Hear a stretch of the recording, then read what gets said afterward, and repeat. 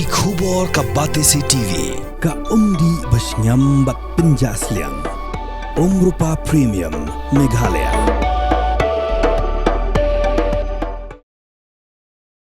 Hari Sngi Pyllait jong ni katayo ke beladam kikin hun king atiar kila Rahbor ya way pastor bana Amerika kat bau don haga jingaseng haga Ïing menik badan ha South Africa.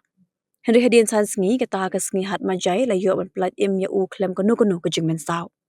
Kiriu king atiar ki Rahbor ya pastor George Sullivan kila dawa pisah na ki bayi ngesem jong u bagi digi beri ke babut din bahai ke yat ke yeng bat kedukom im jong ke Ïing kesem jong u.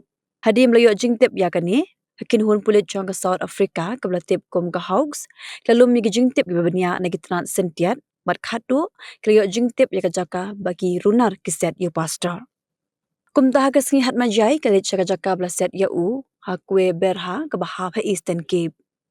Henry ha bekla poi ha ke te ke jaka ki runar ke sendet kuli yaki bat kelami ke jingasiat ke basyirkai ha ke jaka. Dia ke por bagi runar ki tumuan petkrat daga kali ki haut klayo ban siat yap ya langut naki bak lalak ban sayo pastor ubam shim laman saw AA. Uno ektin jong u pastor Sullivan yu Jeremy Hall lai thu bahaga por bagi runar ki Rahbor. U pastor dan hajinga seng bat kalok haringkat ki khon jong u bagi taki bro ki buan ru ki tip tek ya ki kerteng jong u. U pastor Sullivan u bedang sawusan senam karta ulalait Shah South Africa nado usnam ata khat pra bat lasang ka balang naga bentaki bro ki bekaran haka ketin khosa.